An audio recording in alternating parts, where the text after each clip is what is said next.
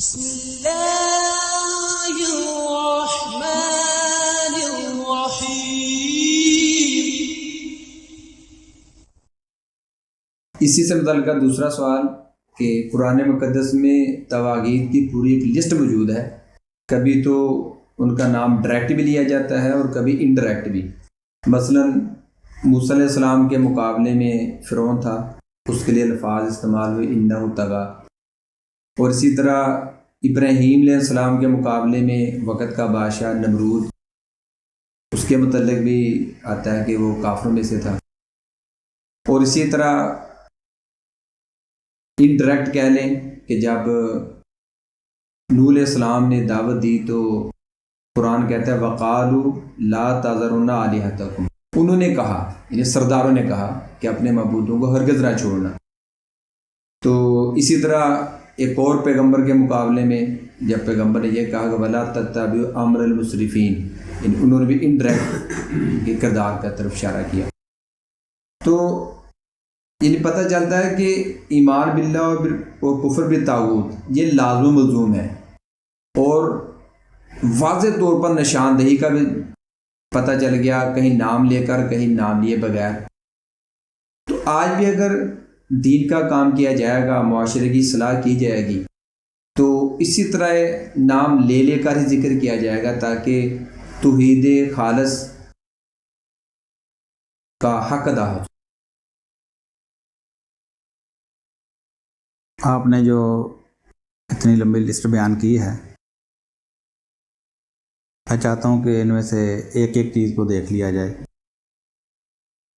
دراصل قرآن مجید کے اندر جن لوگوں کا ذکر کیا گیا ہے، چاہے نمرود کا یا قارون کا، فرعون کا، یا موسیٰ علیہ السلام کے مد مقابل فرعون تھا اس کا، اور نوح علیہ السلام کے مقابلے پہ جو سرداران تھے ان کا ذکر کیا گیا، تو اگر دیکھا جائے تو جب ہم سورۃ الفاتحہ میں یہ دعا کرتے ہیں کہ اے اللہ مجھے انعام یافتہ لوگوں کے راستے کے اوپر چلا، صراط الذین انعمت علیہم، ساتھ یہ بھی دعا کرتے ہیں غیر المغضوب علیہم ولا الضالین، اے اللہ ان لوگوں کے راستے سے بچا جو تیرے غضب کا شکار ہوئے اور جو گمراہ ہوئے۔ اب قرآن مجید کے اندر دونوں کردار بیان کر دیے گئے ہیں، انعام یافتہ بندوں کے بھی اور گمراہ اور غضب یافتہ لوگوں کے بھی۔ تو اس پس منظر میں یہ ذکر کرنا ضروری تھا کہ اگر انبیاء اور رسول اور ان کے وقت کے ماننے والے، چاہے وہ کشتی کے مسافر ہی کیوں نہ ہوں، وہ لوط علیہ السلام کی طرح ان کے گھر والے ہی کیوں نہ ہوں، یعنی اللہ تعالیٰ نے ان کو بچا لیا، اور ان کے مد مقابل چاہے وہ وقت کے سرداران تھے، چاہے وہ نمرود تھا، چاہے وہ فرعون تھا، چاہے وہ حامان تھا، یا کوئی بھی، ان کو اللہ تعالیٰ نے ہلاک کر دیا۔ معلوم ہوا کہ وہ اللہ کے غضب کا شکار ہوئے۔ کیوں شکار ہوئے؟ کہ گمراہ تھے۔ اس وجہ سے اللہ تعالیٰ نے حقائقاً ان کا ذکر کیا ہے، ورنہ آپ کو ایسا کہیں نہیں ملے گا کہ نوح علیہ السلام نے کسی سردار کا نام لیا ہو، پورے قرآن مجید میں آپ کو نہیں ملے گا۔ اگر انہوں نے یہ بات کہہ دی ہے، کسی پیغمبر نے، ہود علیہ السلام نے یہ بات کہہ دی ہے وَلَا تَتَّبِعُوا أَمْرَ الْمُسْرِفِينَ، تو وہاں بھی آپ کو یہ نظر نہیں آتا کہ ہود علیہ السلام اپنی قوم کو کسی کا نام لے کے بتا رہے ہیں، یعنی ایک جنرلائز بات بتا رہے ہیں، ورنہ سب کو معلوم تھا کہ حدود شکن کون ہے، حد سے کون نکلا ہے، معلوم ہو جاتا ہے، لیکن آپ نے ایسا نام کسی کا نام نہیں لیا۔ اب موسیٰ علیہ السلام جو ہیں، موسیٰ علیہ السلام کے مد مقابل فرعون ہے، تو اللہ تعالیٰ نے خود فرمایا اذهب الى فرعون انه طغى، کہ آپ فرعون کے پاس جاؤ کیونکہ وہ حدود شکن ہو چکا ہے، یعنی وہ کفر میں بھی حد شکن تھا، لوگوں کو وہ ظلم کرنا، ان کو لونڈیاں غلام بنانا، ان کے بچوں کو ذبح کر دینا، یہ تو اخلاقی حدود شکنی تو تھی، لیکن اس سے بڑھ کر اپنے آپ کو الہ قرار دینا، انا ربکم الاعلیٰ کا نعرہ لگانا، اس سے بڑی حدود شکنی کیا ہو سکتی ہے؟ اللہ کے مد مقابل آ گیا۔ لیکن وہی بات جو پہلے سوال کے جواب میں آپ کو بتائی گئی کہ طاغوت وہ ہے جو اللہ کے مد مقابل آ جائے۔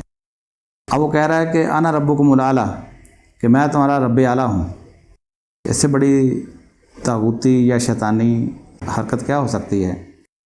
اللہ تعالیٰ فرماتا ہے اذهب الى فرعون انه طغى، اب جب اللہ تعالیٰ نے موسیٰ علیہ السلام سے یہ بات کہی ہے کہ فرعون کے پاس جاؤ، وہ سرکش ہو چکا ہے، وہ طاغوت بن چکا ہے، طاغی ہو چکا ہے، حدود شکن ہو چکا ہے، تو کیا موسیٰ علیہ السلام کو یہ حکم دیا تھا کہ جا کے کہو کہ اے فرعون تم طاغوت ہو گئے ہو، یا وہ لوگوں سے کہیں کہ فرعون طاغوت بن چکا ہے؟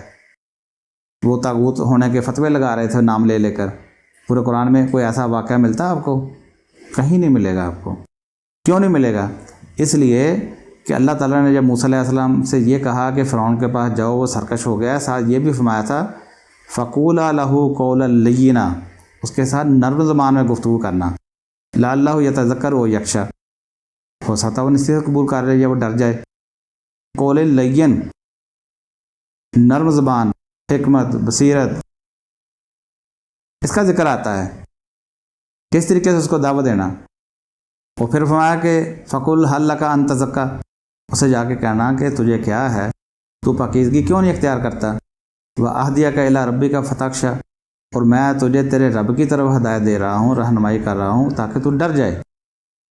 اب یہ انداز ہے کہ جس کو اللہ تعالیٰ نے طاغوت قرار دیا، حدود شکن قرار دیا، جس کی حدود شکنی واضح ہے کہ رب اعلیٰ ہونے کا دعوے دار ہے، تو موسیٰ علیہ السلام اور ہارون علیہ السلام دونوں کو کیا اللہ تعالیٰ نے حکم دیا کہ قول لین اختیار کرنا جا کے۔ اور یہ فرعون صرف اپنے ہی ربوبیت کے دعوے کا اعلان کرنے والا نہیں تھا، بلکہ اس نے کہا تھا کہ اے موسیٰ اگر تو نے میرے علاوہ کسی اور کو الہ کہا تو میں تجھے جیل میں ڈال دوں گا، جیل میں پڑا سڑتا رہے گا۔ اگر تو نے، یعنی وقت کے پیغمبر کو کہہ رہا ہے کہ تو بھی مجھے الہ مان، میں تو اپنے رب کسی اور کو رب اور الہ جانتا ہی نہیں ہوں کہ میرے علاوہ بھی کوئی اور ہو سکتا ہے۔ اگر اے موسیٰ تو نے بھی میرے علاوہ کسی اور کو الہ کہا تو تجھے میں جیل میں ڈال دوں گا۔ موسیٰ علیہ السلام کو قتل کے منصوبے بنائے اس نے۔ تو یہ ہے طاغوتی کردار، اس کو پہچاننے میں آپ کو ذرا برابر شبہ نہیں ہوگا۔ اچھا، اب آپ دیکھیں کہ حامان جو تھا وہ بھی اس کا وزیر تھا، وہ بھی اس کے ساتھ تھا ہر معاملے میں۔ قرآن میں حامان کا بھی ذکر اسی حوالے سے ذکر آیا کہ اللہ تعالیٰ فرماتا ہے کہ ہم نے موسیٰ علیہ السلام کو فرعون اور حامان کی طرف بھیجا، تو یہ دونوں دشمن اسلام بنے ہیں، وقت کے پیغمبر کے یہ دشمن بنے ہیں۔ اب اس کے علاوہ کون سا طاغوت ہے جس کا ذکر آیا ہے؟ آپ کو کوئی بھی نہیں ملے گا۔ اچھا، اگر ایسا نام لے لے کے بیان کرنا ضروری ہوتا تو یہ ہمارے لیے ضروری ہوا یا اللہ کے آخری رسول محمد صلی اللہ علیہ وسلم کے لیے بھی ضروری تھا؟ سوال تو یہ پیدا ہوتا ہے کہ جو ایمان کا تقاضا ہمارے سامنے درپیش آ گیا ہے کہ ہم نام لے لے کر، اچھا بالخصوص ان لوگوں کا جن کو لوگ ولی اللہ سمجھتے ہیں، جن کو لوگ سمجھتے ہیں کہ یہ ہمارے ایمان کے رول ماڈل ہیں، یہ علم کے رول ماڈل ہیں، یہ اسلام کے اوپر عمل کرنے کے رول ماڈل ہیں، تو چاہے ان کے اندر 100 غلطیاں کیوں نہ ہوں، لیکن لوگ ان کو اسلام کا ہیرو مانتے ہیں۔ ان کا نام لے لے کر ان کی تکفیر کرنا، ان کو طاغوت ثابت کرنا، یہ کس نبی سے ہم نے لے لیا؟ کس نبی کی سنت ہے؟ اگر قرآن مجید کے اندر حامان کا ذکر آیا، قارون کا ذکر آیا، فرعون کا ذکر آیا، کیا ان کا کوئی پیروکار وہاں موجود تھا جس کو بتایا جا رہا تھا؟ کیا مکہ کے اندر، مدینہ کے اندر فرعون کا پیروکار کوئی موجود تھا جو اس کو اللہ کا ولی سمجھنے والا ہو، حامان کا یا سامری کا پیروکار کو وہاں پہ موجود ہو؟ سامری کا بھی ذکر اللہ تعالیٰ نے اس لیے قرآن مجید کے اندر کیا وَأَضَلَّهُمُ السَّامِرِي، کہ سامری نے ان کو گمراہ کیا تھا، بچڑا پرستی کے اوپر لگایا۔ وہ اس لیے ذکر کیا کہ بائبل کے اندر یہ لکھا ہوا ہے کہ معاذ اللہ ہارون علیہ السلام نے بچڑا پرستی کے اوپر بنی اسرائیل کو لگا دیا تھا۔ یہ تو اللہ تعالیٰ نے جو آخری کتاب جو المحیمن ہے، جو نگہبان ہے، جو میزان اور فرقان ہے، جو پچھلی کتابوں کے اندر بھی تحریفات ہوئی ہیں، جو رد و بدل ہوئی ہے، یہ اس کے بھی فیصلہ کرنے والی کتاب بن کے جو نازل ہوئی، اس میں بتایا گیا کہ دیکھو ایسی بات نہیں ہے، تمہاری کتاب کے اندر تو لکھا ہوا ہے ہارون علیہ السلام نے ان کو بچڑا پرستی پہ لگایا، لیکن حقیقت یہ ہے کہ ہارون علیہ السلام تو ان کو منع کرنے والے تھے، وہ تو ہارون علیہ السلام کے قتل کے در پہ ہو گئے تھے۔ اصل میں ان کو گمراہ سامری نے کیا تھا، اس وجہ سے اللہ تعالیٰ نے اس کا ذکر کیا ہے، ورنہ مکہ اور مدینہ کے اندر نہ یہود میں سے، نہ نصارہ میں سے سامری کا پیروکار بھی کوئی نہیں تھا، نہ فرعون کا کوئی پیروکار تھا۔ اگر तागूतों का, जिसको जो हकीकत में भी तागूत है, नाम लेकर नामजद करना ही ज़रूरी होता, जैसा कि आपने सवाल में कहा लिस्ट, तो फिर चाहिए था कि अल्लाह के आखिरी रसूल सल्लल्लाहु अलैहि वसल्लम वो लिस्ट बयान कर देते, बिलखसूस नसारा के सामने बयान करते, ईसाइयों को बताते कि देखो ये जो इब्नुल्लाह का अकीदा है ये फ़लाँ शख्सियत ने दिया है। जिस तरह आज कहा जाता है तहकीक करने के बाद कि वो सेंट पाल वो अवलीन शख्सियत है जिसने इब्नियत का अकीदा दिया कि मसीह अलैहिस्सलाम जो अल्लाह के बेटे हैं। तो आज के मुहक्किकीन ये बात कहते हैं, लेकिन ये बात तो रसूलुल्लाह सल्लल्लाहु अलैहि वसल्लम को वही की रोशनी में बतानी चाहिए थी। कुरान में इसका जिक्र आना चाहिए था कि भाई ये सेंट पाल जिसको तुमने वली समझ लिया, सेंट कहते हैं वली को, जिसको तुमने वली समझ लिया है, ये तो तागूत था तुम्हारा। इसने ईसा अलैहिस्सलाम की तौहीद को तब्दील करके उन्हीं को अल्लाह का शरीक बना दिया। कुरान खामोश, रसूलुल्लाह सल्लल्लाहु अलैहि वसल्लम खामोश। चाहिए था कि अल्लाह के आखिरी रसूल सल्लल्लाहु अलैहि वसल्लम यहूदियों को बताते कि तुम मुसलमान से यहूदी इस तरह बने हो, तुम्हारे फ़लाँ फ़लाँ अहबार और फ़लाँ फ़लाँ रुहबान ने ये काम किया है। लेकिन कुरान सादा अल्फाज से गैर मुतय्यन, बगैर मुशख़्ख़स किए हुए, इन्ना कसीरा मिनल अहबारि व रुहबानि ला याकुलूना अमवालन नासि बिल बातिल व यसुद्दूना अन सबीलिल्लाह। क्या ईमान वालो, इन अहले किताब के जो उलमा और मशाइख हैं, इनकी अक्सरियत जो है ये बातिल तरीके से माल खाती है और लोगों को अल्लाह के रास्ते से रोकती है। नाम किसी का नहीं लिया, ये अल्लाह की किताब का अंदाज़। अच्छा, आप देखें सूरत निसा में अल्लाह ताला ने जब ये फरमाया युरीदूना अन यतहाकमू इला तागूत, कि ये मुनाफिकीन ये चाहते हैं, जो दावा करते हैं कि हम पहली किताबों को भी मानते हैं और इस किताब को भी मानते हैं, लेकिन ये अपने मुकद्दमों का फ़ैसला तागूत से कराना चाहते हैं। ये तो मुफस्सरीन ने लिखा ना कि इससे मुराद काब बिन अशरफ यहूदी आलम था, लेकिन अल्लाह के रसूल सल्लल्लाहु अलैहि वसल्लम ने उसका नाम नहीं लिया। समझने वाला समझ गया। कुरान ने उसका नाम नहीं लिया कि तागूत से मुराद वो काब बिन अशरफ है, समझने वाले सारे समझ गए।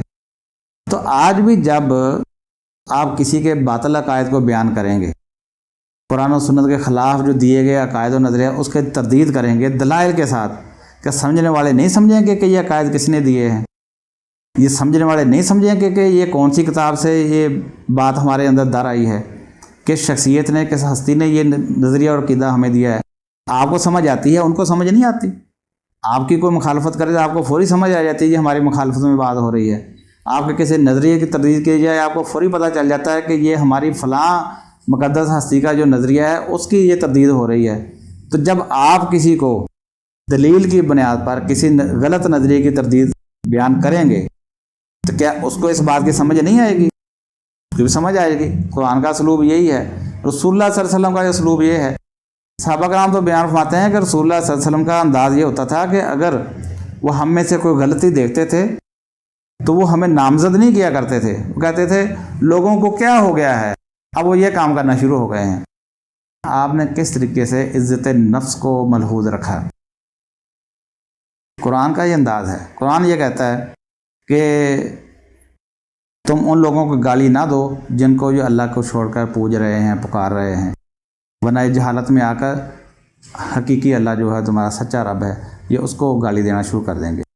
जिनके साथ किसी की इस हद दर्जा तक अकीदत पहुँच चुकी हो कि वो उसको माबूद बना बैठा है, उसको अरबाब मिन दूनिल्लाह बना बैठा है, उसको वो अल्लाह के मद्दे मुकाबल उसको पुकार रहा है, आप जब उसको गाली देंगे और उसका जो पैरोकार है, उसका जो पूजा करने वाला है, उसको जो पुकारने वाला है, क्या खामोश बैठा रहेगा? कुरान का अंदाज़ ही नहीं है ये। इसीलिए कुरान ने किसी के भी नाम ले लेके ऐसा मामला नहीं किया जिसका पैरोकार सामने मौजूद हो। ये जिन लोगों का आपने जिक्र किया है ना, इनका पैरोकार मौजूद ही नहीं था वहाँ पे कोई भी। वो मक्का वाले, मदीना वाले, अहले किताब, मुशरिकीन, वो सारे के सारे जो थे वो इनको भी गलत बंदा ही समझते थे, इनको कुफर का नुमाइंदा ही समझते थे, इनको इस्लाम का दुश्मन ही समझते थे, इनको पैगम्बरों का दुश्मन ही समझते थे। ये अंदाज़ है। तो फिर आपके सामने है जो मक्का के तागूत थे, क्या कुरान में या किसी हदीस में जिक्र आया है कि फ़लाँ फ़लाँ फ़लाँ फ़लाँ तागूत है? मौका था कि रसूलुल्लाह सल्लल्लाहु अलैहि वसल्लम सहाबा कराम को बताते कि फ़लाँ फ़लाँ तागूत है। کردار کے اوپر بات ہوئی ہے اور صاف کے اوپر بات ہوئی ہے۔ پھر جس طریقے سے آج کچھ تنظیموں کے اندر لفظ طاغوت کی ریپیٹیشن ہوتی ہے، دہرایا جاتا ہے بار بار ہر گفتگو میں، دن میں کئی دفعہ، ہر تقریر کے اندر، ہر تحریر کے اندر، جس طریقے سے اس کے لفظ کی تکرار ہے، یہ تکرار آپ کو صحابہ کرام کی زبان پہ نظر نہیں آتی۔ انہوں نے کبھی نہیں کہا تھا اللہ کا شکر ہے کہ جس نے ہمیں طاغوت کا کفر کرنے کی نعمت دی یا توفیق دی، کسی ایک صحابی کی زبان سے نہیں آتا۔ وہ سمجھتے تھے کہ جو بھی اللہ کی اور اس کے رسول کی تعلیم کے خلاف ہے اس کو ہم نے چھوڑ دینا ہے، اس کو ہم نے ماننے سے انکار کر دینا ہے۔ بلال رضی اللہ عنہ جب کہہ رہے تھے احد احد احد، تو یہ کیا تھا؟ یہ طاغوت کا انکار نہیں تھا، یہ سب کچھ اسی کے اندر آ گیا۔ اصل بات یہی ہے کہ قرآن کا اسلوب اپنایا جائے، صحابہ کرام کا اسلوب اپنایا جائے، رسول اللہ صلی اللہ علیہ وسلم کا جو طریقہ کار اس کو اپنایا جائے، تو آج جس مشقت کے اندر ڈالا گیا ہے یا ڈالا جاتا ہے، خود بھی پڑے ہوئے ہیں، اس کی نوبت ہی نہیں آتی۔ دعوت بھی چلتی ہے، لوگ بات بھی سمجھتے ہیں، اور جو مخالفت کا، جو بدتمیزی کا جو طوفان برپا ہوتا ہے وہ بھی نہیں برپا ہوتا۔ اور پھر ایسا بھی نہیں ہوتا کہ ایک ہی گروہ جو ہے وہ اٹھے طاغوت کا کفر کرنے کے اوپر، وہ پھر اس میں سے نکلنے والے ایک دوسرے کو طاغوت کہنا شروع کر دیں، اس کی بھی نوبت نہیں آتی۔ جب آپ نظریات کو ڈسکس کریں گے دلائل کے ساتھ، اصول کے اوپر، تو پھر علمی فضا قائم ہوتی ہے۔ جب آپ شخصیات کے نام لے کے تردید کریں گے تو پھر نفرت، فرقہ پرستی اور فرقہ بندی، فرقہ در فرقہ کا ماحول جو پروان چڑھتا ہے۔ یہ فرق ہے دونوں چیزوں میں، نظریے کو ڈسکس کرنا اور شخصیات کو ڈسکس کرنا، دونوں کے رزلٹ الگ الگ ہیں، دونوں کا ماحول الگ الگ پیدا ہوتا ہے دونوں سے۔